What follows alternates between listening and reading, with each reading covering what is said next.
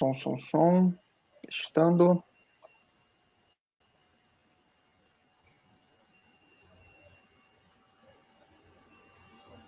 Estamos ao vivo. Boa noite. Sejam todos bem-vindos. Muito obrigado pela companhia de vocês nessa segunda-feira, em que a gente dá continuidade aos nossos estudos Gênese, os Milagres e as Predições de Allan Kardec. Como vocês sabem, eu sou Felipe, acompanhado aqui do Paulo. A gente pertence ao grupo de estudos dos livros da codificação, o GELCO. Esse GELCO, ele pertence ao Centro Espírita Luz e Verdade, no Rio de Janeiro, na capital, no bairro de Campo Grande, na rua Vitor Alves 226. Está passando o site para quem desejar conhecer as atividades na nossa casa. Perdão, está aparecendo as letrinhas embaixo, né? Aqui embaixo, para conhecer lá as nossas atividades. E não só sou eu e o Paulo participantes desse grupo. O pessoal que está no YouTube aí também é participante, né? Mas em função da tecnologia que a gente utiliza, só 2 conseguem aparecer, 2 ou 3, e o restante fica no YouTube digitando, né? Interagindo, participando. Tá? Então, hoje que a gente está fazendo ao vivo, participem aí conosco, tá? Com seus comentários, com suas dúvidas. E você que estiver vendo esse vídeo depois, participe também com os comentários, que a gente vai interagindo na medida do possível, tá bom?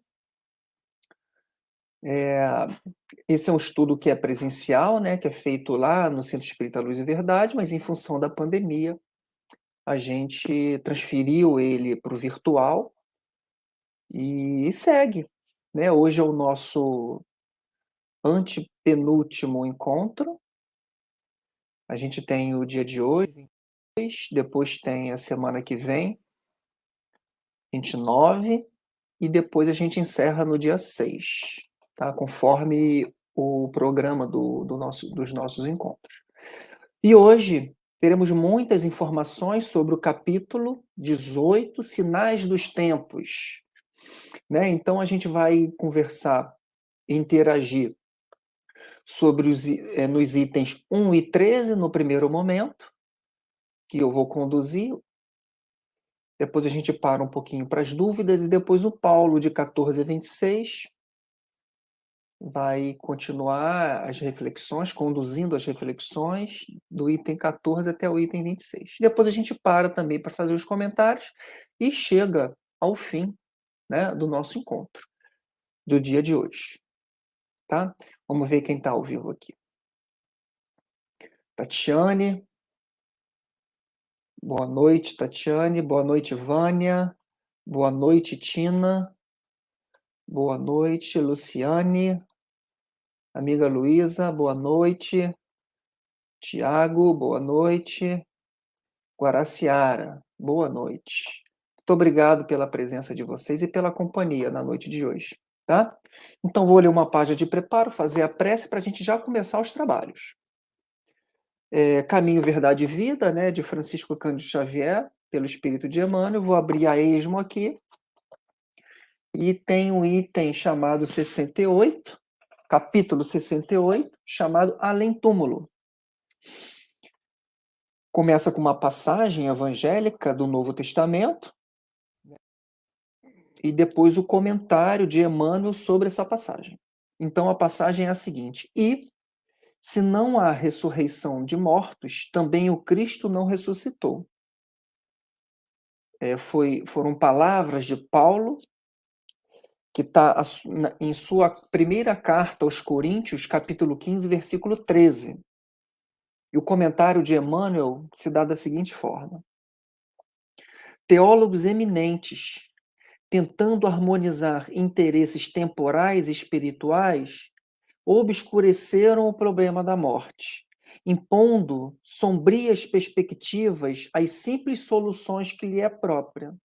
Muitos deles situaram as almas em determinadas zonas de punição e expurgo, como se fossem absolutos senhores dos elementos indispensáveis em análise definitiva. Declararam outros que, no instante da grande transição, submerge-se o homem num sono indefinível, até o dia derradeiro consagrado ao juízo final.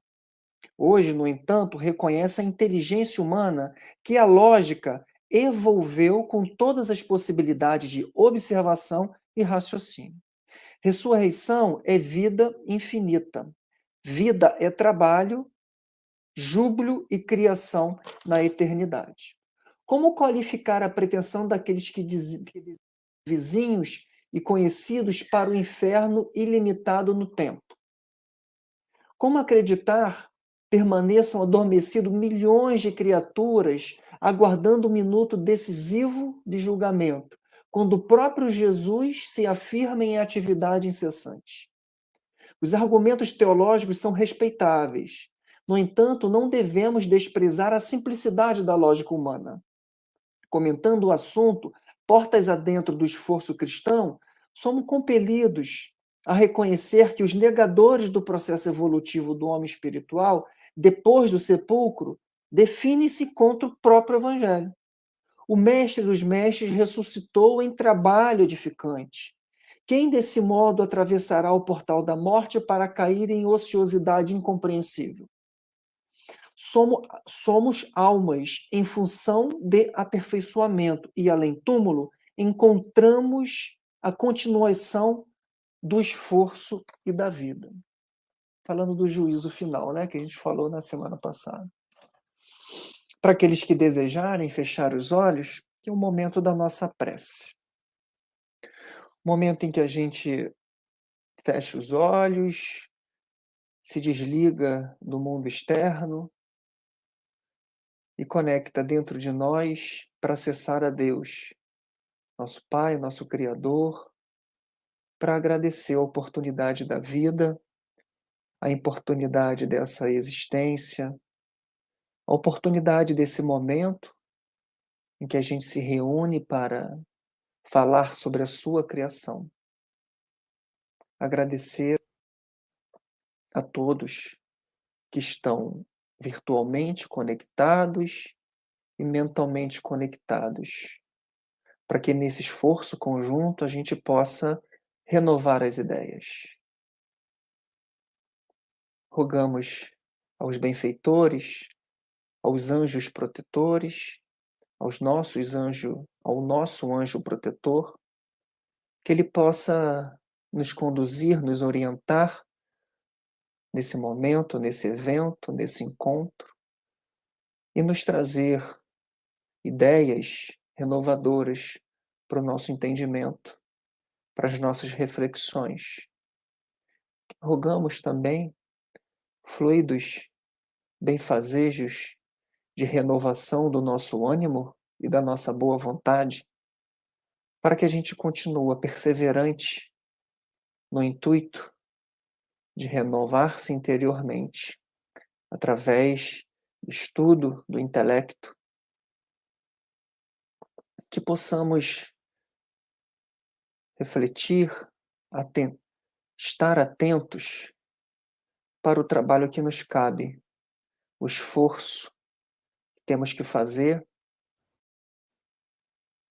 para acompanhar o progresso, para avançar em nosso progresso, estudando e praticando. A cada novo dia, a cada nova oportunidade, renovando as nossas ideias, nossos sentimentos, nossas atitudes, fazendo de cada dia um novo dia, novas oportunidades, novas lutas, novas vitórias, saindo dessa vida muito melhor do que chegamos. Graças a Deus.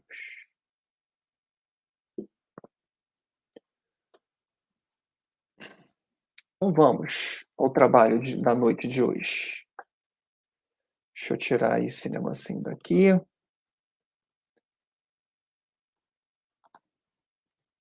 Vamos lá. Pegamos o livro Item Sinais dos Tempos.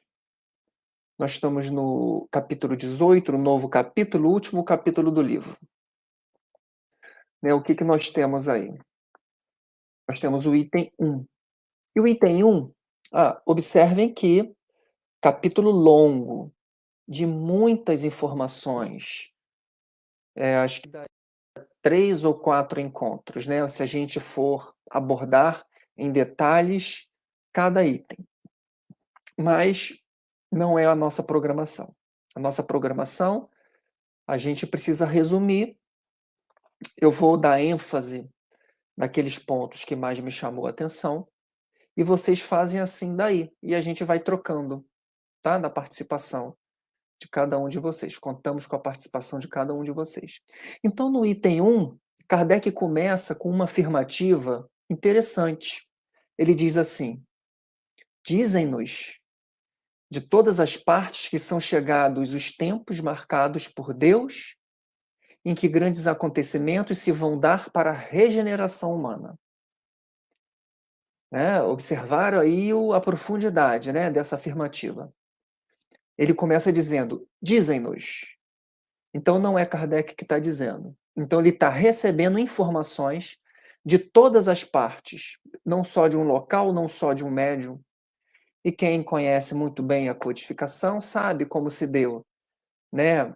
As informações que chegaram para ele de todas as partes do globo, e ele, um professor, um pedagogo, codificou essas ideias nessas obras-primas que ele deixou antes de voltar ao plano espiritual. Então ele diz, dize-nos de todas as partes. Então chegam até ele informações que são chegados os tempos, marcados por Deus, tempos de grandes acontecimentos e tempos de regeneração da humanidade. Né? Regenerar, gerar novamente uma humanidade. Tá? Então vamos lá, vamos ver o que ele traz de informações para a gente aqui nesse capítulo maravilhoso, né? Sinais dos Tempos. Depois ele continua, não tão importante, mas para dar um contexto, ele diz que os incrédulos entenderam isso como uma crença, né, frágil, destituída de fundamentos, e os crentes acreditando em um evento e uma coisa mística e sobrenatural, uma subversão, um rompimento das leis da natureza. E depois ele termina esse item dizendo que ambas as interpretações são igualmente errôneas. E ele vai, ao longo do capítulo, esclarecer o que é esse tempo, o que são esses acontecimentos e o que é essa regeneração da humanidade. Está descrito em todo o capítulo, né, como um grande pedagogo que é. Então, olha que interessante. Deixa eu ver aqui. O item 2, um item longo, eu vou resumir da seguinte forma. Ele começa dizendo assim, tudo. Imagina o que é tudo. Para a gente, ele é uma pequena fração do que é tudo para Deus, né? Como o criador de tudo. Então ele começa dizendo, tudo é harmonia na criação. E continua dizendo, tudo revela uma previdência que não se desmente nem nas menores e nem nas maiores coisas. Né?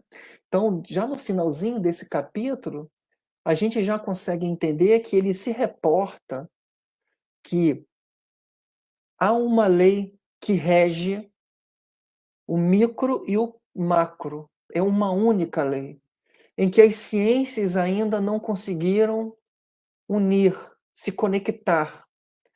Né? O micro é o que a gente vê no microscópio, o macro é o que a gente vê nos telescópios. Então, o que ele diz? Que há harmonia no micro e no macro. E tudo revela uma previdência. Ou seja, uma ação, uma atitude de Deus em todas essas coisas. E ele continua ao longo desse item dizendo que tudo é harmonia e está submetido à lei de progresso. Tudo progride, toda a matéria progride e todo o espírito progride. E o que que é além de matéria e o que que é além de espírito? Não tem mais nada. Ou melhor, tem Deus, né? Na Trindade universal, que é a nossa fé básica, o nosso entendimento básico sobre o Criador e a sua criação. Né? Então ele diz: tudo é harmonia e tudo está submetido à lei de progresso, criada por Deus, e que seus efeitos é a sua vontade manifesta. Gostei dessa parte, por isso que eu frisei, trago ela para vocês, para a gente refletir. Né? Então, Deus criou a lei de progresso, e o efeito dessa lei é a sua vontade, é, é algo semelhante como Deus agindo. É a sua vontade manifesta, Deus agindo.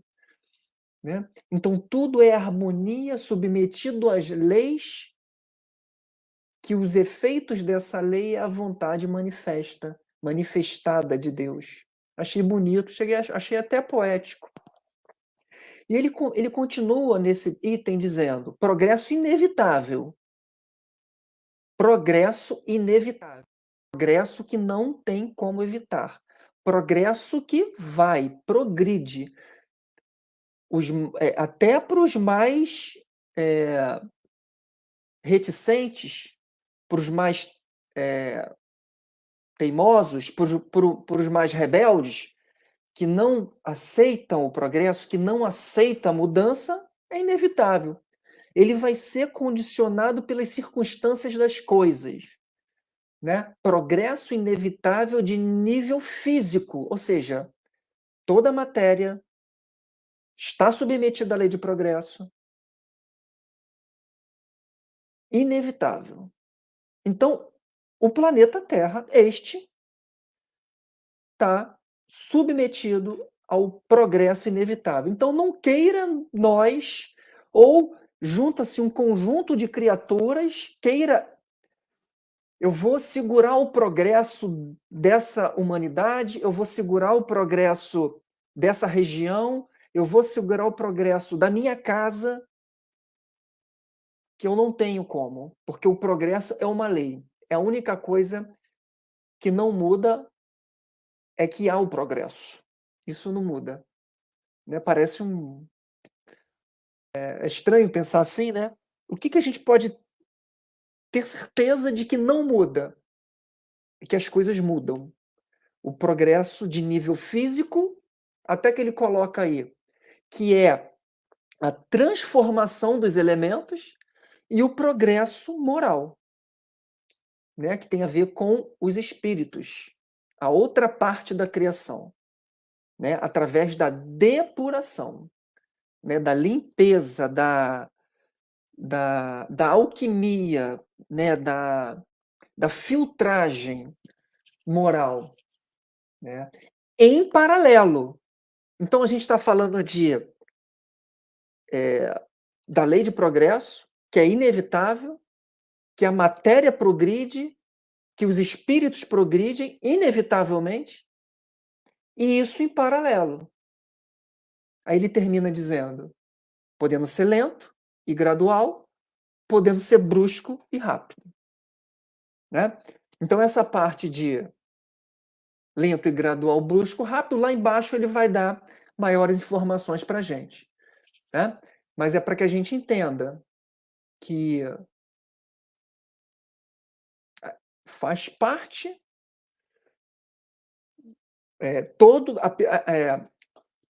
apesar de a gente enxergar, bom, a gente enxerga uma fração do todo, seja na TV, seja na nossa vizinhança, seja na nossa família, a gente sempre vai enxergar uma fração do todo. Apesar de os fatos que a gente enxerga parecer regresso, não há. Ele diz: tudo é harmonia e tudo está se modificando. Tudo está se transformando e tudo está se depurando. Tudo no que é matéria, os seus elementos se transformam e tudo o que é espírito, estes se depuram em paralelo.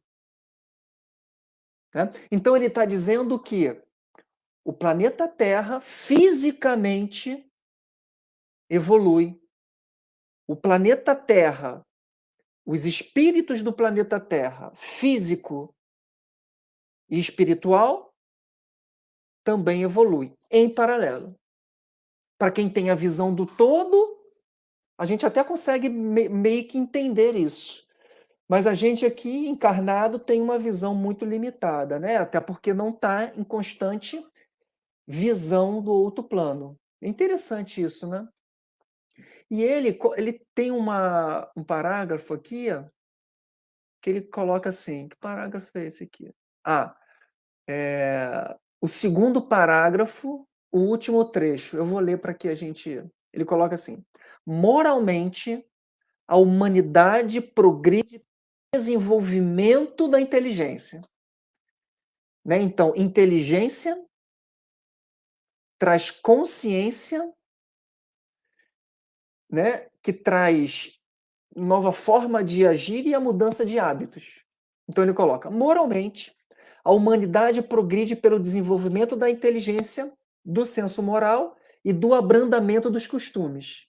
A gente estuda, a gente reflete, a gente pensa, a gente troca, a gente dialoga, a gente escreve, a gente recebe, a gente envia. É o desenvolvimento da inteligência. Né? Os problemas aparecem porque tem que aparecer, é a nossa mudança, é a nossa transformação. Né? Ali a gente exercita a inteligência, a gente aumenta a compreensão, né? E a gente abranda os costumes. E ele continua assim: ao mesmo tempo que o melhoramento do globo se opera sobre a ação das forças materiais.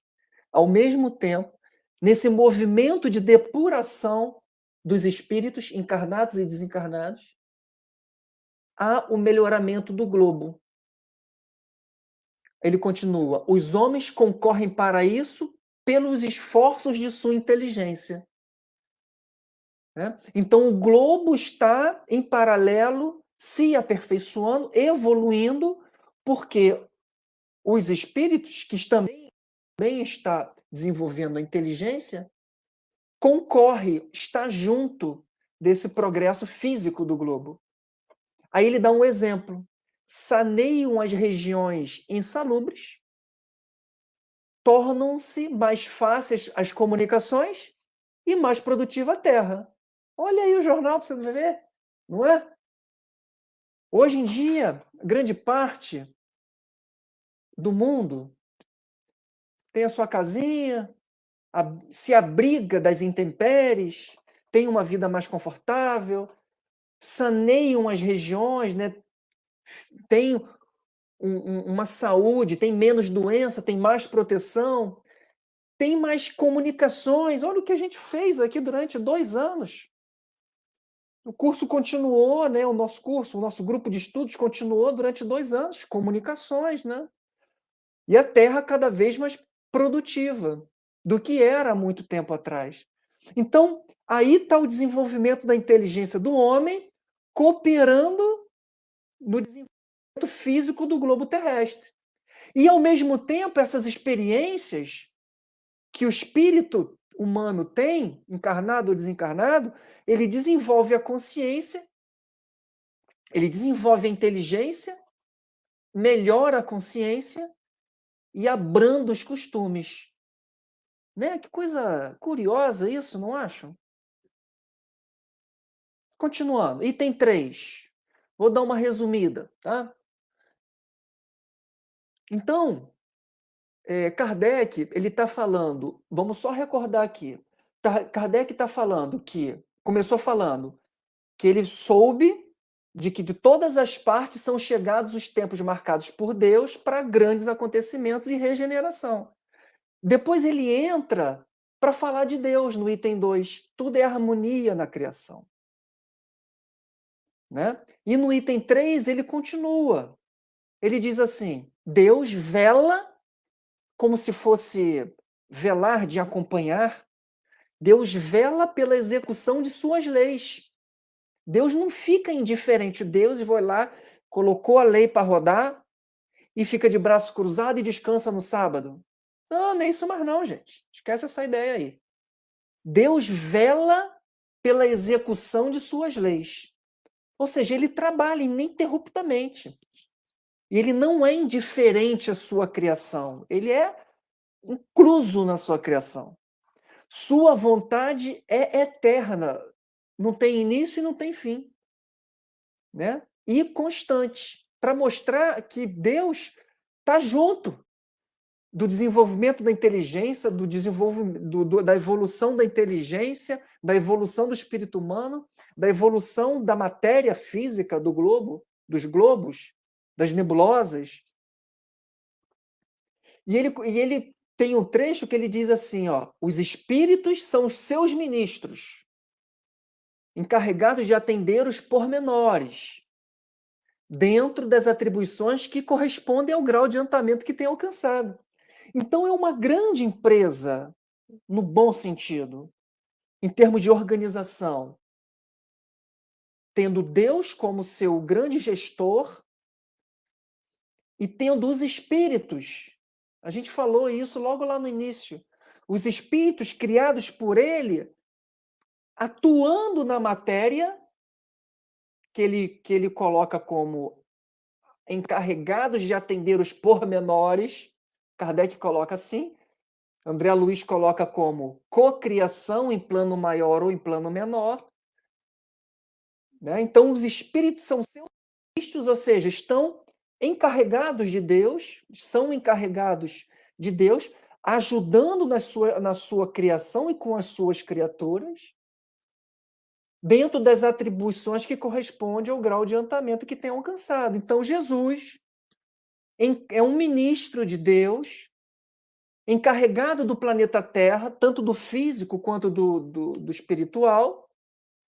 O Felipe aqui, né, encarregado de Deus, né, para atender o meu pormenor, o pormenor que me rodeia, eu e o que me rodeia. Vocês também, encarregados de Deus, para agir nos seus pormenores, né, para agir nesse grande projeto do Criador, que é ajudar na parte física, ajudar as suas criaturas, né, através dessas nossas responsabilidades. Cada um de nós, com as suas responsabilidades, estão atendendo os pormenores. Né? Uns devotados, não, reconheço minhas responsabilidades, meus direitos, meus deveres, e vamos para cima. Outros, um pouco distantes, rebeldes, né? Não reconhecendo a sua que é uma criatura, não reconhecendo as concessões que Deus nos deu, né? Mas candidato ao progresso sempre, né? Uns com caminho de atalho, outros com os caminhos mais longos, né? Então é interessante a gente refletir sobre isso. E no item 4, ele coloca assim, desenvolvendo essa ideia do todo, da criação. O universo é um imenso governo, com cada ser com sua cota de ação, sob vistas do soberano Senhor, onde tudo funciona em perfeita ordem. Né? Apesar da gente, às vezes, não enxergar, porque a gente só enxerga uma fração, não enxerga o todo. Mas o todo é uma grande ordem. Né? Até onde parece haver perturbação, olhando o conjunto da obra, ele se harmoniza com o todo. Né? Onde a gente vê perturbação, não se perturbe. Porque o todo, que é o, né, soberano Senhor, que ele está enxergando isso tudo, né, todo o mal que a gente às vezes observa tem um certo limite, tem uma certa duração, porque todo bem é o que é eterno e infinito, é o que vai durar. Né? Às vezes a gente até esbarra no mal, mas ele vai ter um fim. Depois a gente vai ser, pela força das coisas, colocado na opção do bem, que é o inevitável. E aí, Kardec coloca assim no item 5. Até aqui, lá onde estava o Kardec, né? 1869. Homens têm realizado progressos jamais alcançados nas ciências, nas artes e no bem-estar. Parecido com hoje, né? Enormes progressos, até hoje é assim. Nas ciências, nas artes e no bem-estar. Depois ele coloca assim: um homem já não necessita somente de desenvolver a inteligência, mas de elevar o sentimento. Então ele traz a ideia, o autor, Kardec, está trazendo a ideia de que o intelecto estava evoluindo ali, né? Ele está fazendo uma contagem histórica. O intelecto tem evoluído muito, mas o sentimento não em paralelo, não em conjunto. E ele coloca: um homem já não necessita somente de desenvolver a inteligência, mas de elevar o sentimento. Para isso se faz preciso destruir tudo que superexcite nele o egoísmo. Né? Você desenvolve inteligência, cria coisas, condições de vida, alternativas de vida. E nessa relação com coisas materiais, a gente pode se distrair com o egoísmo e com o orgulho. Né? Aí ele termina esse item colocando assim: resta-lhes que reinem entre si a caridade, fraternidade e solidariedade, resultando no bem-estar moral. Então ele coloca lá para aquela época, fazendo uma síntese do que ele conseguia observar da humanidade, que restavam caridade, fraternidade e solidariedade. Que as ciências e as artes e o bem-estar, o conforto, já tinha progresso absurdo, mas que faltava ser caridoso, ser fraterno e solidário,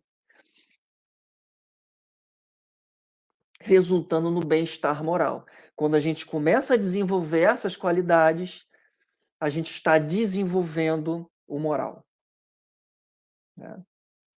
E no item 6, ele começa dizendo assim, interessante: nestes tempos, naquele de Kardec, 1869, não se trata de uma mudança parcial, de uma renovação limitada em certa região, ou um povo, ou uma raça. Trata-se de um movimento universal que se opera no sentido do progresso moral.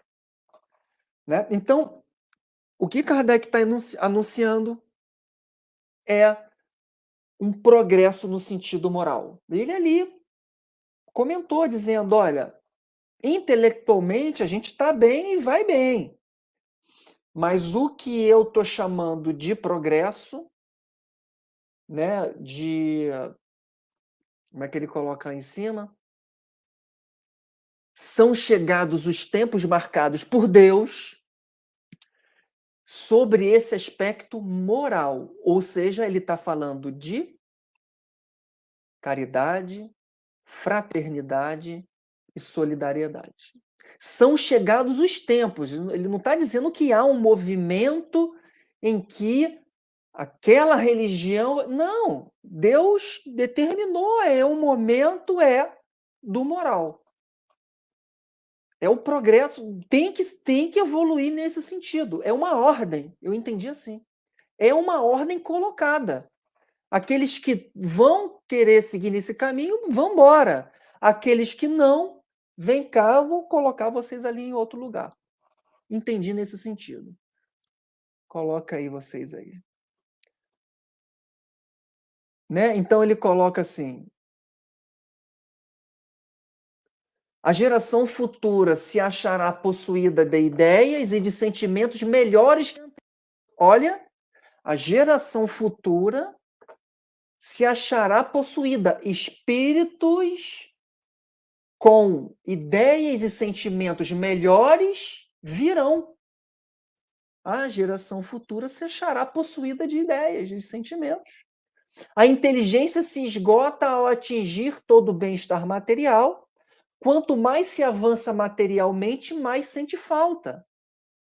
Então isso é interessante, reflete, pensa. Então vamos supor aqui, o Felipe aqui, vamos evoluir materialmente, tecnicamente, vamos evoluir materialmente, fisicamente, porém vai habitar em mim um desejo que não se satisfaz, um desejo material. Né? Vou usar um exemplo ridículo. Aí eu estou morando numa casa, aí vou para uma outra casa, aí vou para uma outra casa, aí vou para outra casa. Essa conquista material, eu posso me direcionar e dedicar os meus esforços, o meu tempo, as minhas preocupações e a minha energia nesse sentido. E eu vou avançar materialmente. Né? Só que habitará em mim ainda um sentimento de falta. O que é uma conquista material para um espírito imortal, sendo que a matéria tem fim? No caso, né? Pensei assim. E ele termina colocando assim, ó. É um efeito do trabalho íntimo que se opera em favor da regeneração. Interessante isso, né? Intimamente vem essa lucidez, essa percepção.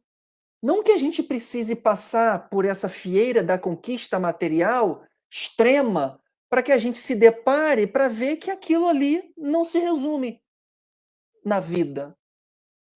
Mas que certamente, se a gente caminhar nessa fieira, vai existir ali um sentimento de falta. Não está dizendo que é proibido, que não é o caminho certo. Bicho, ele não fala sobre isso. Ele fala, olha, quanto mais se avança materialmente, mais se sente falta. É isso. Experimente, né? É o efeito do trabalho íntimo. Os nossos desejos, as nossas aspirações não se completam com essa ideia de um progresso material único, exclusivo, né? Vamos lá, alguns comentários aqui para a gente não perder o fio da meada. Tiago coloca assim: estamos imergidos nesse planeta, estamos sob efeito do véu do esquecimento. Quanto à vida espiritual, acabamos tendendo a enxergar o momento imediato. Então, Tiago, eu comentaria sobre o seu comentário da seguinte forma: não só por isso, mas também pelo nível evolutivo que estamos. Porque se atingirmos o nível evolutivo de entender, de compreender, de saber, de ter fé, de que há uma vida só que faz sentido, que é a vida do espírito, em qualquer corpo que a gente encarne, a gente traz essa ideia, essa aptidão, tá? Então, hoje, essa conjuntura que você colocou, junto da nossa evolução espiritual, a gente acha que é só isso aqui. né? Mas hoje a gente, desperto, em contato com o espiritismo, estudando, refletindo, a nossa próxima encarnação, já a nossa vida atual já é diferente. A gente, pelo menos, vai pensar a respeito disso. Aí ele continua aqui. O próprio globo terrestre cuida de criar tais circunstâncias para desenvolver o que precisamos aprender. É da lei de progresso. Meninos, não seria melhor hoje o Felipe seguir direto? O Paulo está cansadinho, com gripe? Não dá não, amigo. Por causa do programa. A gente precisa... A gente pode não esgotar esse tema hoje. A gente vai conversando, usando os outros encontros. Tá? Mas a gente... Se eu entendi que é pra gente Felipe, ir mais além... não, eu Oi, até querido. respondi eles aí, realmente, quando a gente fica gripado, resfriado, a gente fica visível, né? Mas dá para levar. Só vou falar talvez um pouco mais baixinho, mas bem, agradeço aí a preocupação. Ah, tá. O Paulinho é incansável. Mas a gente tem que pelo menos fechar o programa, né? Fechar o capítulo de hoje. Mas, olha, na boa, o debate segue, gente, para o infinito, né? Para o infinito. Porque não, a gente se encontrou nessa doutrina, a gente se encontrou em outras, a gente se encontrará em outras. Então o debate é infinito. Tá? Então vamos lá. Hoje só descansaria comparado com a gente se o Felipe tocar, velho, gente. Bater papo eu topo sempre, né? Trocar ideia, eu tô sempre junto. Aí o Thiago, pensei o mesmo, o Paulo tá muito gripado. Melhoras, Paulo. Vamos lá, não, vamos. Tudo, a gente vai participando junto e ajudando o Paulo, né? Ah, e o Paulo botou aqui. Ah, o pessoal da Renite aí, do Clube da Renite, tamo junto aí. Joga um deslarotadina pra dentro, que aí a gente passa a respirar depois. Bom, então era isso. Vamos continuar aqui. Preciso terminar para entregar para o Paulo. Item 7. Em resumo, toda mudança comentada terá conflito de ideias, perturbações temporárias, cataclismas humanos, até que será restabelecido o equilíbrio. Até que coloca que a renovação, toda mudança, pensa logo assim, será lançar uma nova tecnologia. Tem aquela galera que, os extremos, nem pensa direito e já adota a tecnologia e vai, e compra, e participa. E tem a galera que rejeita. Porque é uma mudança, né? Lá no nosso trabalho, na nossa família. Ah, o chefe mudou a nova forma de fazer uma coisa. Tem gente que se adapta rápido. Tem gente que, pô, não, peraí. Não, aguenta a mão. Vamos devagar, né? Então é mais ou menos aí. É mais ou menos assim que Kardec coloca. Conflito de ideias, perturbações temporárias, porque há um processo de mudança. No item 8 e 9, são duas cartas maravilhosas. Não dá para a gente entrar nelas, em detalhes, do espírito de Jarragó e do Dr. Barry. Kardec até coloca assim, esses dois espíritos são corolários, ou seja, são ideias continuadas das ideias de Galileu, reproduzidas no capítulo 6, da uranografia, ou astronomia, e no capítulo 9, sobre as revoluções do globo. E Kardec faz um resumo no item 10. Então, em resumo, o que ele quer dizer aqui? É um pensamento muito legal que o Kardec coloca. Traz essas duas cartas e ele se posiciona logo em seguida.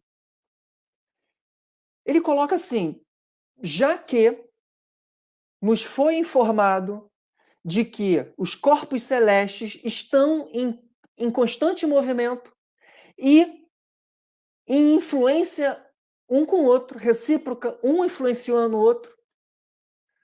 Né? Você vê a Lua influenciando na Terra, a Terra influenciando na Lua. Se não tivesse Lua, a Terra não girava. Dizem que seriam 4 horas de noite só, se eu não me engano.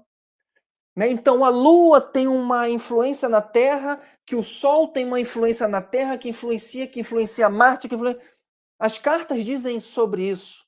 Em que a nossa galáxia influencia, gira em torno de outras, que a nossa nebulosa gira em torno... As cartas falam sobre isso. Né?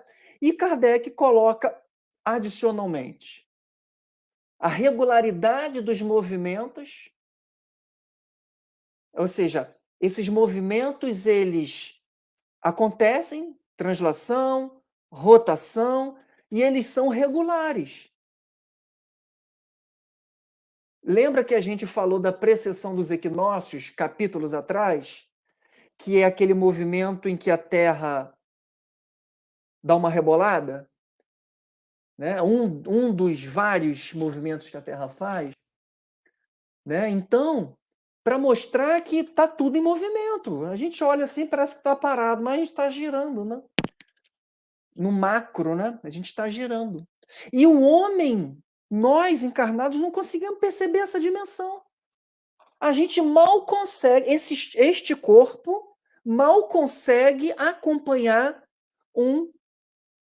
uma precessão, porque dura 25 mil anos, esse corpo não acompanha. Então eu não consigo entender o que acontece no início da precessão e no fim. Por isso que a gente tem uma visão da fração do todo, né?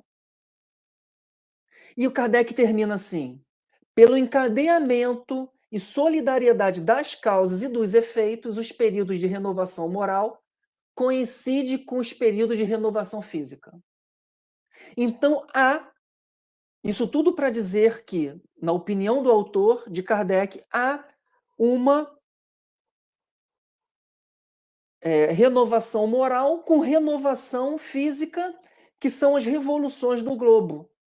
Aí ele coloca um exemplo até das Ilhas Maurício, que antes da epidemia que dizimou a população da Ilha Maurício, antes teve um conjunto de estrelas abundantes, estrelas cadentes, né, que são meteoros, né?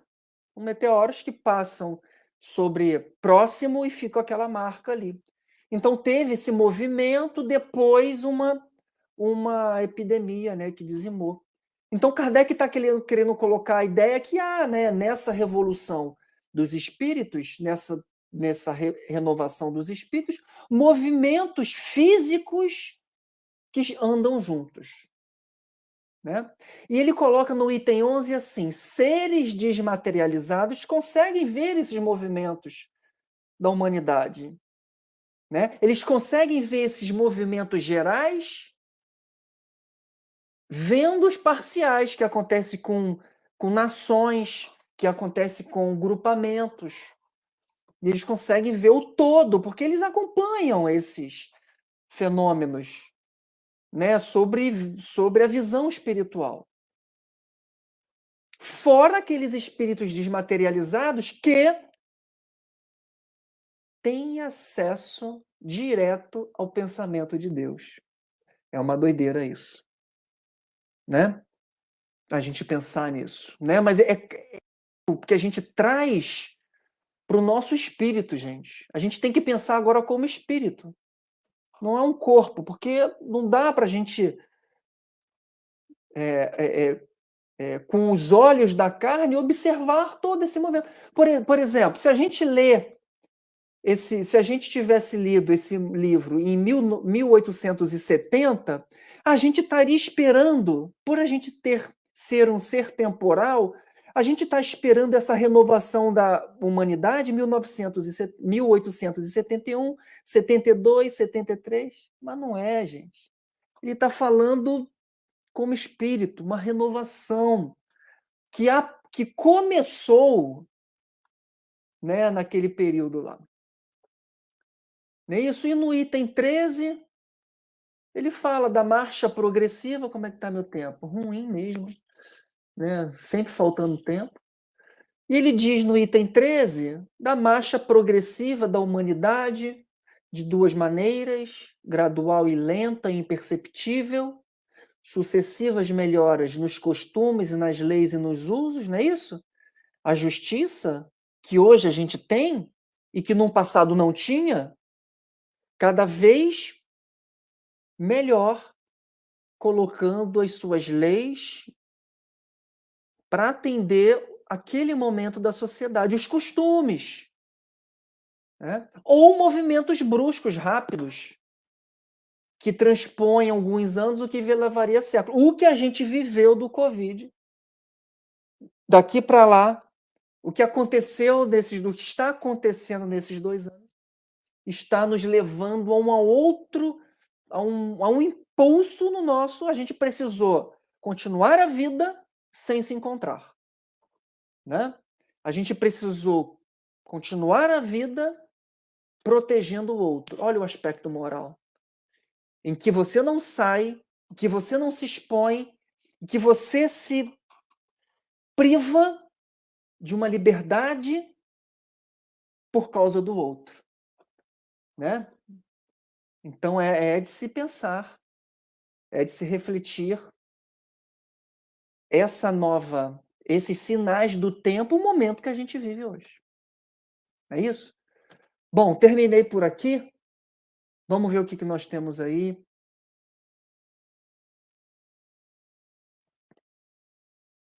Bom, de comentário aqui, é isso, né? Acho que é só isso, né, Paulo? São poucos aqueles que conseguem enxergar além da nossa realidade, que conseguem enxergar além daquilo que os olhos mostram. São poucos, amigo. São poucos. Aí vem as cartinhas, né, psicografadas, ou vem as psicofonias seguras, e que dão essa visão mais ampla, né? Porque a gente está, os sonhos, os sonos, né? Que a gente está realmente imerso aqui, numa experiência temporal. Então a gente conta 1, 2 anos, a gente vê o quê? Que movimento a gente consegue acompanhar? De rotação, dia e noite, de translação, né? Os períodos aí de proximidade e de distanciamento do Sol. Então, apenas uma fração de muitos comentários que poderíamos ter, reflexões que poderíamos ter aqui nesse momento, né? Vou passar para o Paulo aí, por favor. Paulo, desculpe os 2 minutos que eu deveria. Muito obrigado, Felipe, pelos itens comentados. Foi muito bem abordado, né? E aproveitando o gancho até do comentário do Tiago, quando ele diz que o entendimento nosso fica sempre parcial em um determinado ponto de vista, né? Lembrando sempre aquela metáfora que Allan Kardec fala no início dessa parte de predições sobre o homem em cima no topo da montanha. Lembra? Quando ele fala que o homem que conhece o futuro é mais ou menos como se ele estivesse no topo da montanha, onde, numa amplitude maior da visão, ele consegue conhecer os diferentes percursos com o qual ele vai enfrentar durante seu caminho. E nós sabemos o quê? Que isso depende diretamente da elevação do espírito. Nós aqui, eu sempre toco nos estudos nossos sobre conteúdo de outras obras fundamentais, porque a gente não deve esquecer, as obras fundamentais, elas se interconectam, né? Às vezes a pessoa passa pelo Livro dos Espíritos há 5 anos atrás, lá o ABC, agora eu estou na Zena, estou me aprofundando. Não, gente, as obras elas se conversam entre si. E lá no Livro dos Espíritos, no item 100, fala sobre a escala espírita, lembra? Espíritos de terceira ordem. Somos nós somos da terceira ordem, somos espíritos imperfeitos. Qual é a característica? A prepondera sobre o espírito. Somos muitos influenciados pelas más paixões. A nossa ideia, e para isso é a função do espiritismo, é o quê? Fazer com que a gente passe a dominar a matéria. Isso significa o quê? Que a gente tem apenas as boas paixões. Paixões que eu falo é o quê? É todo tipo de pensamento ou emoção que, de algum modo, passa pelo nosso organismo, pelo nosso corpo, e isso se exterioriza em emoções e sentimentos. Então, assim, a paixão, ela é útil para a gente para fazer coisas úteis, para fazer o bem.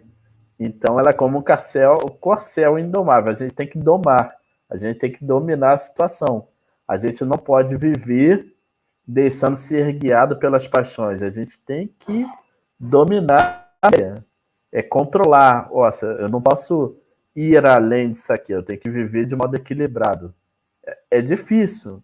Como somos de espírito de terceira ordem, a gente consegue lá uma vez ou outra. A ideia é se disciplinando até a gente tornar isso nosso hábito de vida. E aí a gente não precisa mais encarnar na Terra, a gente vai para um mundo melhor, né? Então, assim, a elevação, o conhecimento do futuro, quanto mais elevado é o espírito, mais ele conhece o futuro.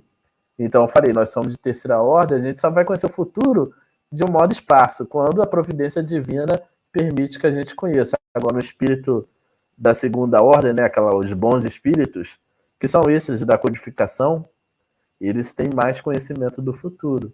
E um espírito puro mais ainda. Então, por isso que o nosso conhecimento é sempre parcial numa determinada conjectura. Vou tentar compartilhar a tela aqui com vocês, que eu vou dar continuidade no item 14. Não sei, de repente a letrinha vai ficar muito pequena, mas tentei dar um zoom. Tá dando aí para ver? Espera aí que tá carregando. Aí, foi. Mas, de qualquer forma, eu leio aqui para vocês. Talvez não tentei dar um zoom, mas fica pequenininho mesmo. Então, no item 14, eu estou dando prosseguimento a todo esse conteúdo que foi abordado pelo Felipe. O item 14, Kardec vai sinalizar essa época de transformações, né, de aspirações da humanidade, o conflito entre o tradicional e o moderno, entre os velhos hábitos e o novo, contextualizando o aparecimento da doutrina espírita, que se deu ali em meados do século XIX. O século XIX, né, no fim do século XVIII e XIX, era um período de grandes transformações na humanidade. A gente viu que a Revolução Francesa, isso para assim, no ambiente da Europa, transformações, ideias de liberdade, ideias de lutas sociais, movimentos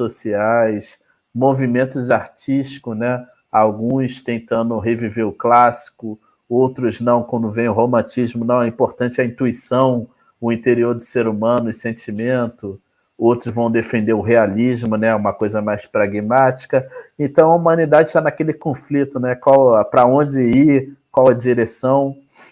E nesse período de nascimento de várias disciplinas científicas, de várias transformações sociais, de vários movimentos artísticos, surge a doutrina espírita também.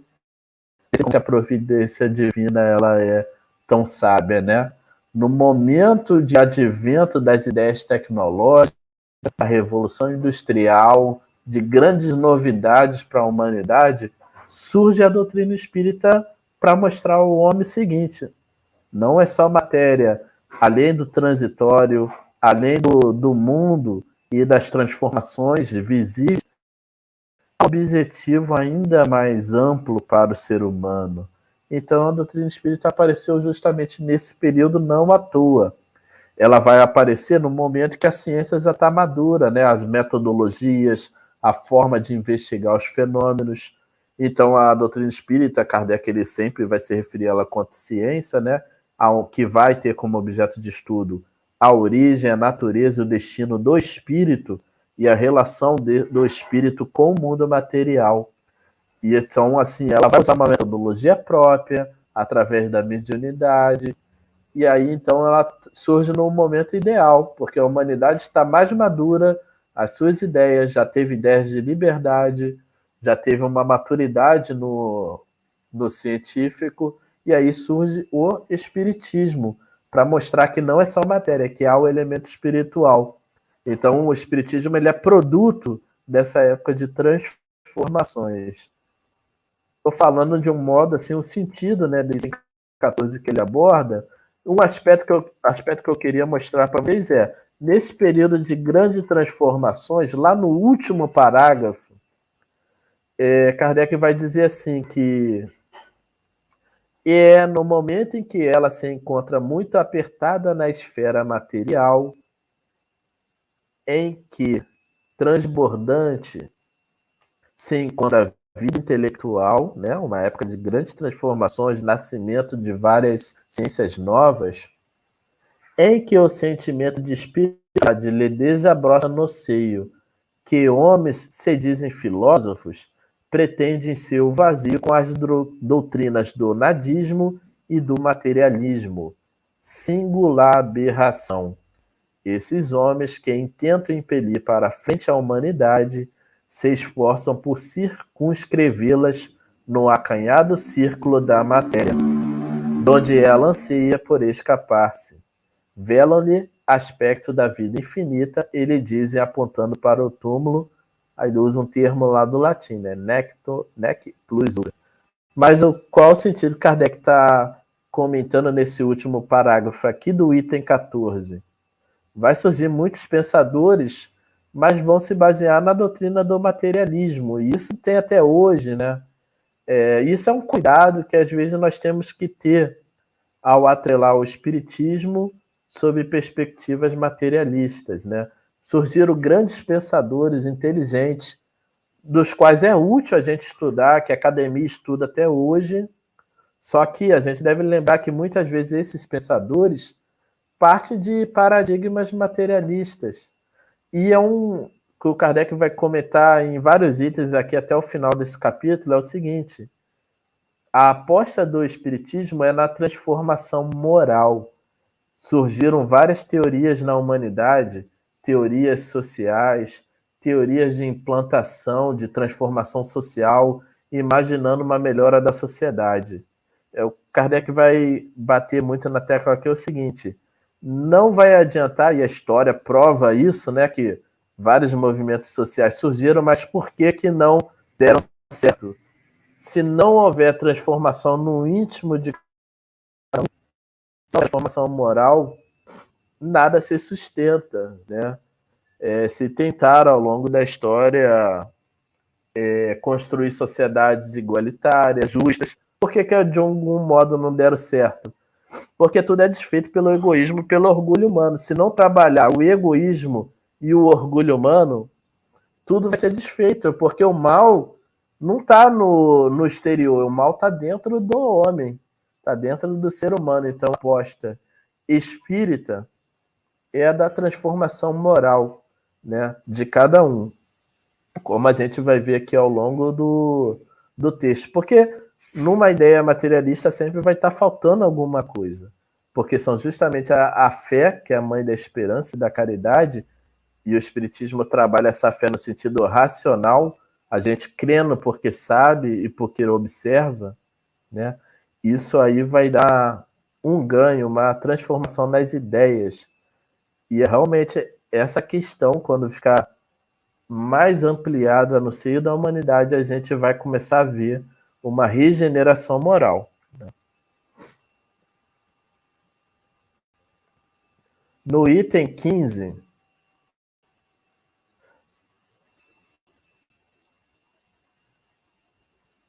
ele vai continuar falando do espiritismo, tem uma item 15. A ideia que o espiritismo mostra, né, que de onde a humanidade veio, qual é a essência nossa. É importante cuidar do corpo, é importante cuidar do material, das riquezas, porque através da inteligência a gente evolui também, a gente se eleva. Com mais conhecimento, a gente consegue ter mais capacidade em fazer melhores escolhas, saber distinguir melhor o bem do mal. Esse é o objetivo do conhecimento. Então a riqueza ela tem que ser bem empregada por aqueles que recebem a missão, né, de encarnar com a riqueza, é espalhar o conhecimento, o progresso. Muitas vezes a gente não observa isso na prática, obviamente. Por quê? Porque Aí aquele que tem a missão da riqueza acaba fazendo mau uso dela. Acaba embarcando tudo para si, quer explorar o oprimido, né? E aí, quando ele chega na erraticidade, lá no mundo espiritual, ele vai espiar, né, pelo remorso, aquela missão mal empregada que ele teve, né? Que a ideia é você trabalhar para o progresso, né? Distribuir as riquezas, através dela gerar emprego, possibilitar conhecimento, né? E não a ideia de viver de modo egoísta. Então, assim, o conhecimento, né, a importância da inteligência bem empregada, porque se a gente não emprega bem a inteligência, a gente não está sendo inteligente, na verdade. A gente está sendo soberbo. A inteligência é para ser empregada para um fim útil, para o bem, e para poder distinguir o bem do mal. Para isso que a gente está aqui hoje, numa segunda-feira à noite, toda semana. Qual é a utilidade de estudar o Espiritismo? A gente estuda para sermos pessoas melhores, para o nosso autoconhecimento, para a nossa transformação moral. O bom espírita não é aquele que já é perfeito.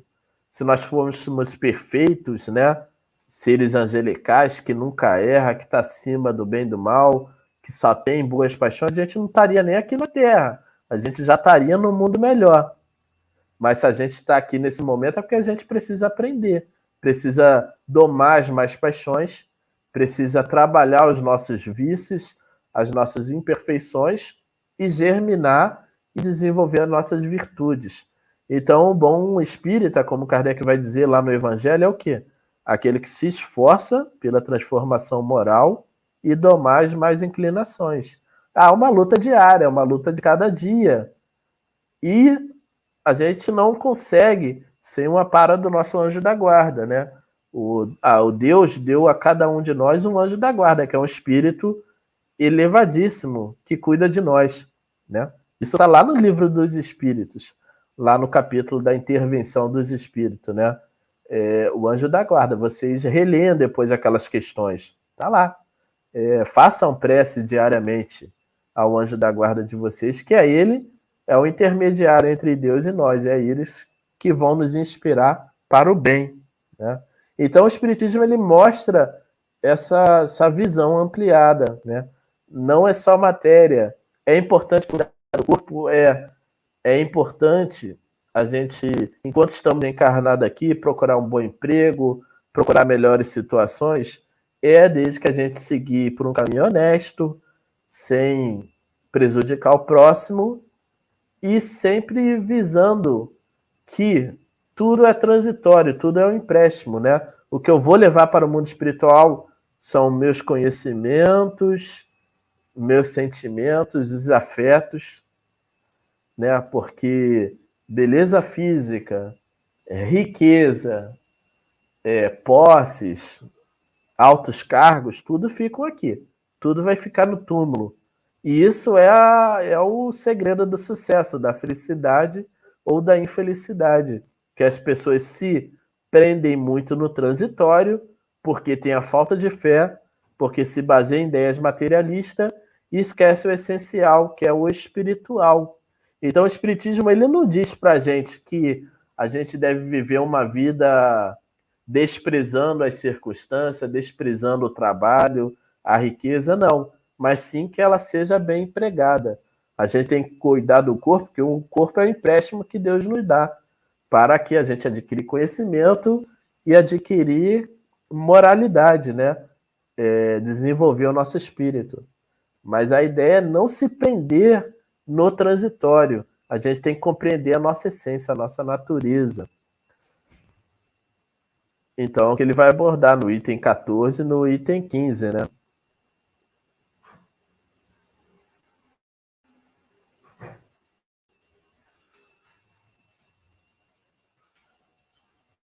No item 16 ele vai dar continuidade a essa ideia, né? No item 17 tem um ponto que eu achei interessantíssimo.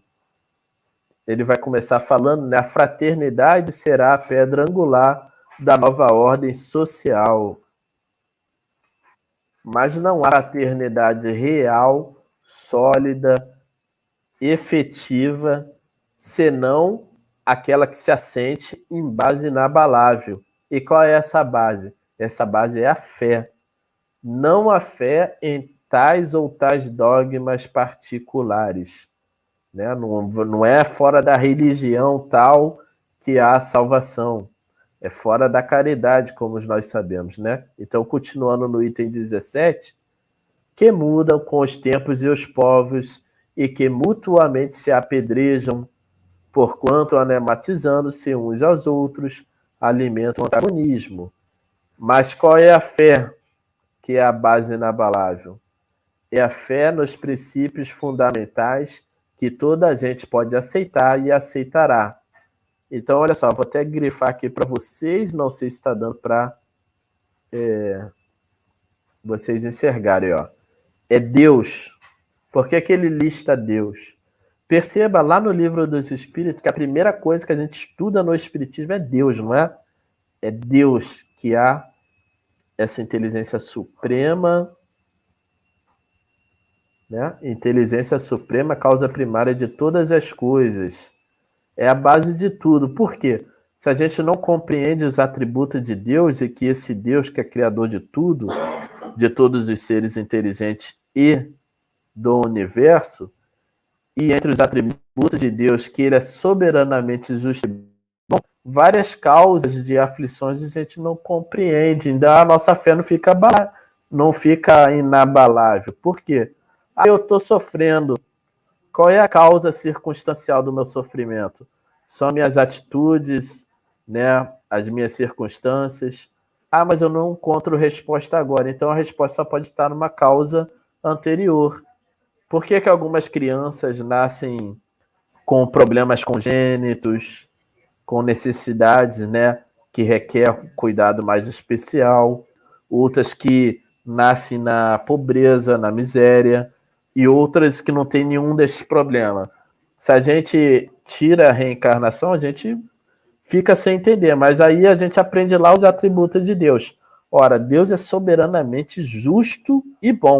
Se ele é justo, ele não pode ser parcial. Então, se há um sofrimento, se há um desequilíbrio na balança, a gente vai buscar isso numa causa anterior. Então, por isso, a primeira coisa que a gente aprende no Espiritismo é Deus. São os atributos. Se aqueles atributos de Deus não estiver bem solidificado em nossa mente, em nossas ideias, a gente não consegue ter uma fé racional. Consequentemente, a gente vai estar suscetível às intempéries, às vicissitudes que aparecem em nossa vida. Então, Deus é uma desses princípios fundamentais que vai assentar a nossa fé racional. O conhecimento da alma, que a gente não é só matéria, que é a nossa essência espiritual, que nós somos imortais. O corpo morre, mas a alma não. Os nossos afetos que já desencarnaram continuam próximo a nós. O futuro, né? O princípio da vida futura. O progresso individual indefinido. Lembra que tu comentou aí sobre a lei do progresso, né? Tudo progride, não tem como interromper a marcha do progresso. Lá no Livro dos Espíritos fala sobre as leis morais, vocês lembram?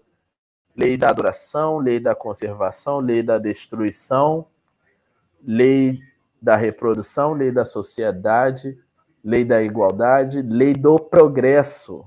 Progresso é uma das leis divinas, né? Lei de liberdade, a lei de justiça, amor e caridade. 10 leis morais sintetizadas. E a lei do progresso é uma delas. Tudo progride. O universo progride. Os planetas progridem. As formas de seres vivos progridem, né? Se transformam. Então, esse mundo material está progredindo. Ele vai estar desenvolvendo em formas mais apropriadas ao progresso moral dos seres inteligentes que os habitam. Consequentemente, o espírito progride, né? Ele vai estar evoluindo na massa da escala espírita. Nós estamos espíritos de terceira ordem. A ideia é a gente chegar a ser um espírito da segunda ordem, né? Lá da classe dos benévolos, aqueles que só fazem o bem, que se preocupam com o bem, Depois a gente passa para a classe 2, espíritos de ciência, que é aqueles que têm conhecimento e também fazem o bem. Depois a gente passa para os espíritos de sabedoria, né? Aqueles que têm uma moral mais elevada, que se preocupa com o bem e que tem conhecimento. Depois espíritos superiores. E aí depois dos superiores a gente passa para a primeira ordem, que é espírito puro, né? Então essa é a escala da nossa evolução. Está lá no livro dos espíritos, escala espírita.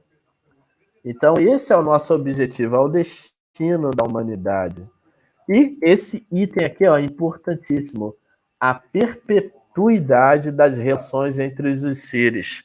O que Kardec está querendo dizer ao listar isso aqui como o princípio fundamental da fé? O consolo do Espiritismo, lembra quando a gente aprendeu o Espiritismo consolador? O Espírito de verdade, o aspecto consolador do Espiritismo, né? Vai chegar um momento em que nós vamos poder conversar com os entes queridos que desencarnaram, isso no seio da família, quando a prática espírita estiver difundida. E por que meio nós vamos poder conversar? Como a gente conversa com um parente que está em outro país, pelo Skype, por telefone, pela via da mediunidade. Mas aí é toda uma preparação, né? O conhecimento espírita, que tem que estar difundido, a mediunidade praticada com responsabilidade, cuidar do meio, né? Lá no livro dos médiuns, fala sobre a influência do meio. O que é o meio?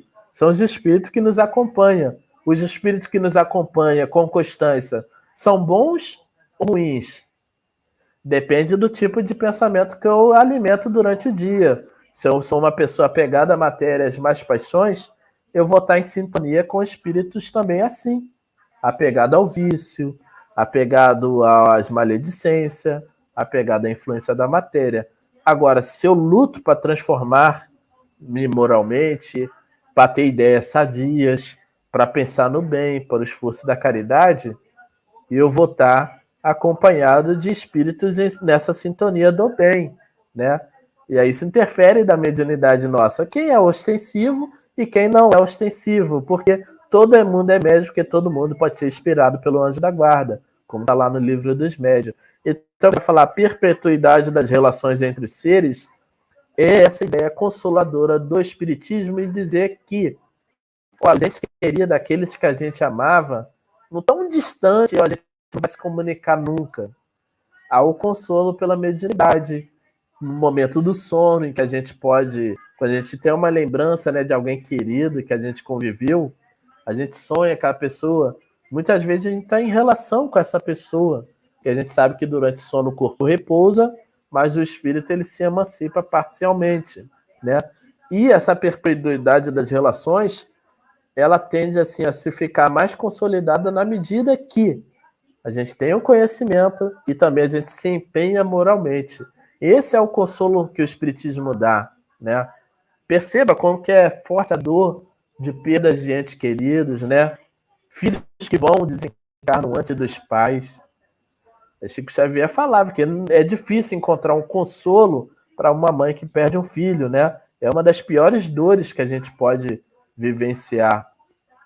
Então, esse aspecto consolador do Espiritismo é o que fortalece a fé, e a fé é mãe da esperança e da caridade. E com a fé racional bem sustentada, eu pratico o bem. E praticando a caridade, a humildade, a gente está no caminho, né, dessa felicidade duradoura.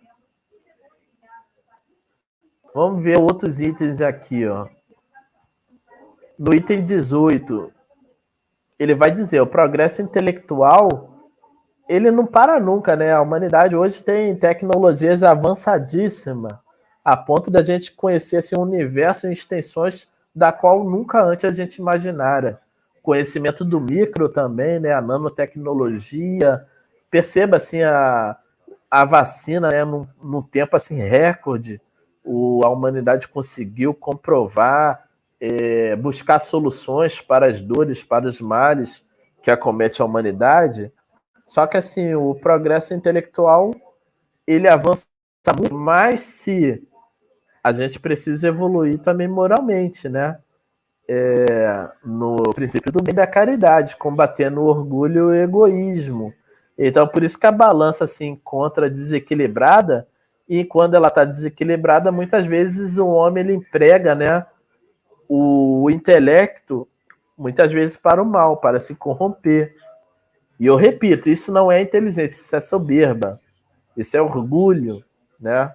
Então a ideia é viver com a balança equilibrada, é o conhecimento para eu poder distinguir o bem do mal e escolher o bem, porque a lei de Deus é fazer bem. No item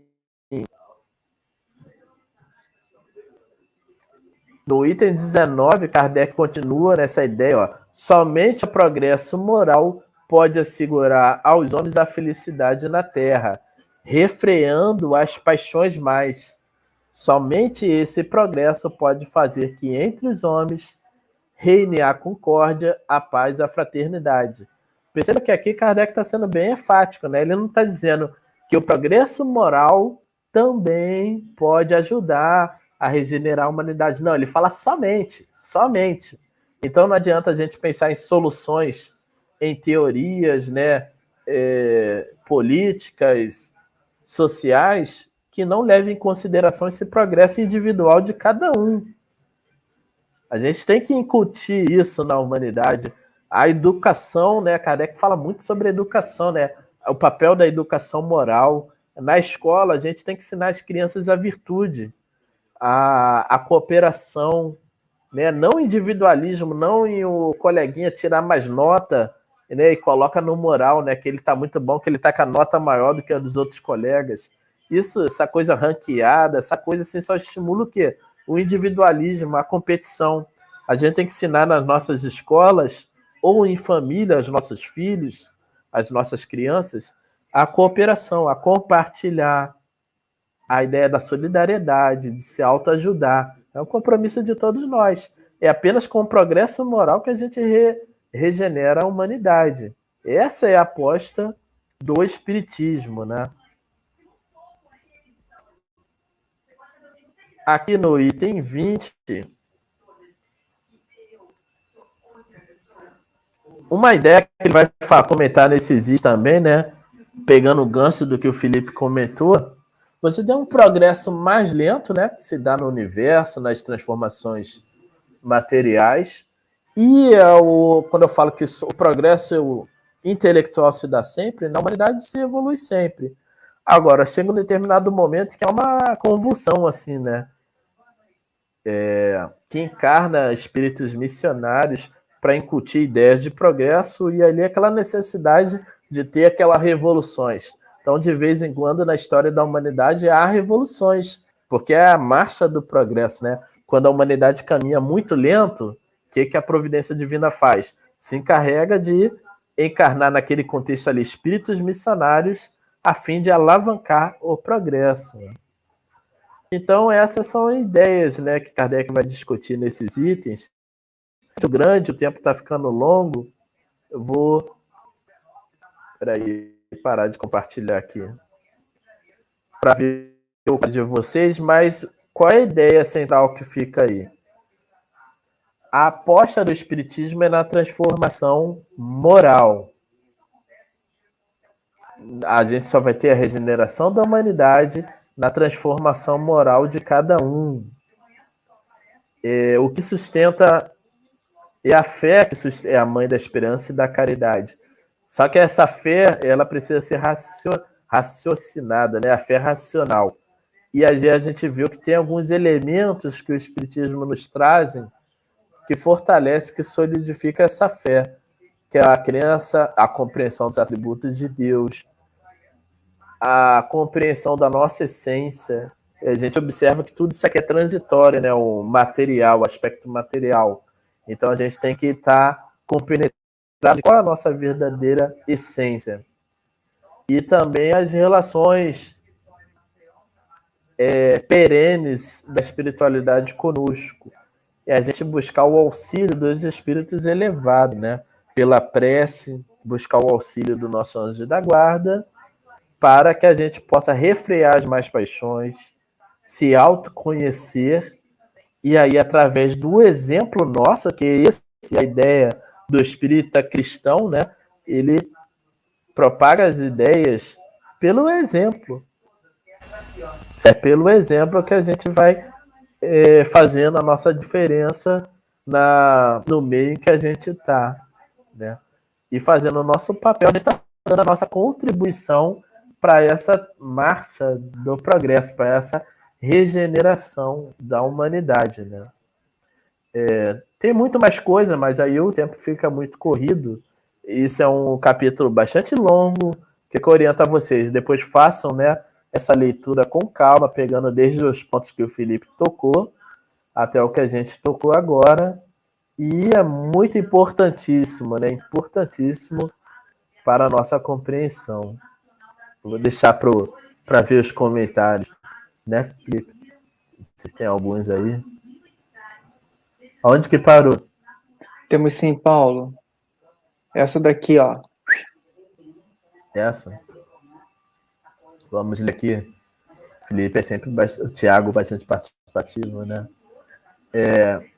E esse progresso tem a ver com desestimular ações contra coletivos, que muitas vezes a sociedade acaba valorando. Aqui o nosso amigo dá uma continuidade ao raciocínio dele, né? Vemos por diversas vezes comportamentos em pró do coletivo sendo estimulado para favorecimento e ostentação individual e para inflamar a ilusão do personalismo, né? A gente tem assim o egoísmo é muito forte, né? O egoísmo é orgulho em nós mesmos. Então, assim, lá no Evangelho, segundo o Espiritismo, fala o quê? Fora da caridade não há salvação. Só que isso a gente tem que destrinçar para entender melhor, né? Porque é um lema espírita, só que a gente tem que destrinçar. O que é salvação no entendimento espírita? A gente sabe que ninguém fica eternamente perdido, né? Então a salvação é chegar bem lá no mundo espiritual. A gente chega bem lá quando a gente tem a consciência de que fizemos um bom trabalho enquanto estávamos encarnados aqui. O que é fazer um bom trabalho? É seguir as leis de Deus, né? Qual é a caridade na compreensão espírita? É a indulgência, ou seja, não ficar julgando o erro ali, porque eu julgo, de repente, alguém que está numa alta posição, num comando político. Aí será que, de repente, se eu estivesse naquele lugar, eu estaria fazendo coisa pior, né? O que o Espiritismo fala? A gente ser indulgente, né? Então, a gente endereça preces para aquele que está com uma missão importante possa ser bem inspirado, possa refrear suas más paixões, o seu egoísmo. É o papel que a gente cabe fazer. É claro que a gente faz as escolhas, né? Escolhas de representante. A gente faz aqueles que têm ideias mais próximas com aquilo que a gente acredita que a gente aprende, né? Se eu aprendo ideias éticas, eu não vou me fazer representar por alguém que é contra essas ideias. Isso é uma base que a gente tem. Agora, o nosso papel não é faltar com a indulgência. Eu tenho que endereçar vibrações positivas para que aquele irmão, né, todos são irmãos, possa ser bem inspirado. Porque a justiça de Deus, aquele que está fazendo mal hoje vai reparar esse mal. Mal empregada. O outro aspecto da caridade é o perdão. Talvez é o aspecto mais difícil da caridade. Porque o perdão ele envolve o sentimento. O sentimento a gente não controla diretamente, né? É um processo que a gente tem que exercitar a cada dia. E outro aspecto é a benevolência, fazer sempre o bem. Fazer sempre o bem. Ou seja, ser útil. Em que eu posso ser útil, né? Na minha família, no meu trabalho, no dia a dia, ao topar com estranhos. De que modo eu posso ser útil? Então, esse é o exercício diário que a gente tem que fazer, né? Então, pessoas propõem ideias, essa questão de convulsões sociais, revoluções, como Kardec vai dizer lá nos itens 16 e no item 15, surgiram muitos teóricos, mas assim, as pessoas partiram de um paradigma materialista também, né? O materialismo tem os seus problemas, né? Então a gente tem que compreender a nossa essência, nós somos espíritos, né? Então, se essa ideia moral não tiver bem impregnada em nós, a humanidade vai continuar atrasando esse progresso. Então, assim, são essas considerações, né? Tem muito mais coisa para a gente falar, para a gente aprender, né? Também é um texto valioso para todos nós, assim, para o nosso autoconhecimento. A gente está chegando aí na hora, batendo aí o tempo. Então, como o Felipe bem lembrou, esse estudo ele é para a gente ao longo dos dias, né, da vida. Esse estudo é muito valioso para todos nós.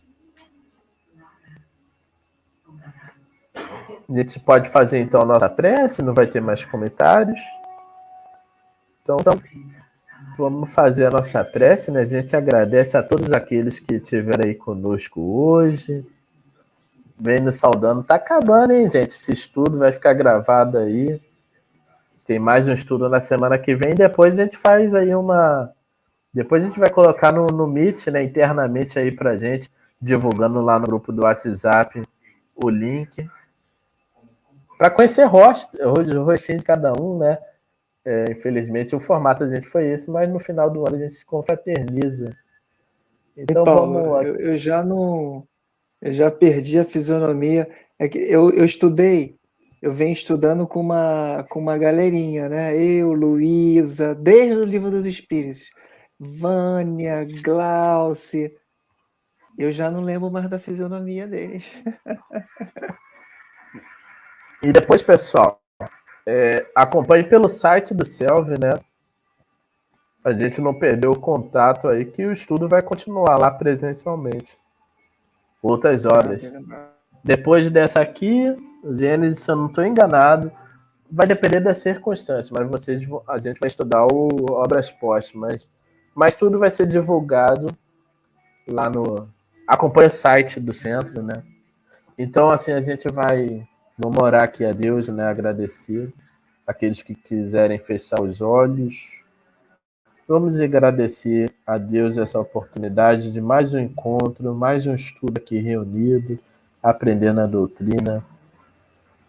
Que possamos, através do auxílio de nosso irmão elevado, do anjo da guarda de cada um de nós aqui presente, entre facilitadores, participantes, todos com o objetivo de aprender, para se melhorar, para se autoconhecer. Façam que esses estudos possam estar internalizados em nosso íntimo, que a gente possa estar apto a receber essas boas inspirações durante as próximas horas, enquanto nosso corpo repousa, que a gente possa aprender durante o momento do sono, no contato com esses amigos íntimos elevados que nos auxiliam para o bem, para que a gente possa acordar no dia seguinte e estar imbuído de boas ideias, de ideias do bem, aquilo que vai nos guiar para sermos felizes, para fazermos a lei de Deus, que é a lei do bem.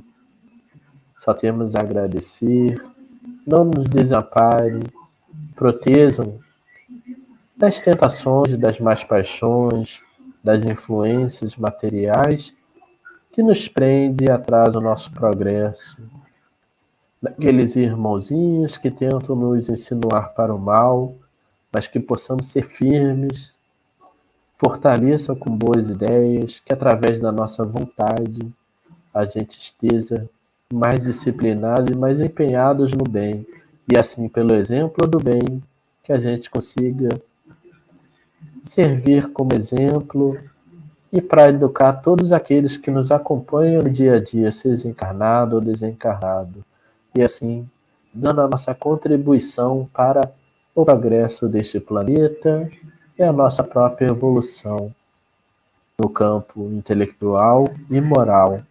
Assim, com esses conhecimentos, pedimos para encerrar mais uma reunião em teu nome, Pai, que assim seja.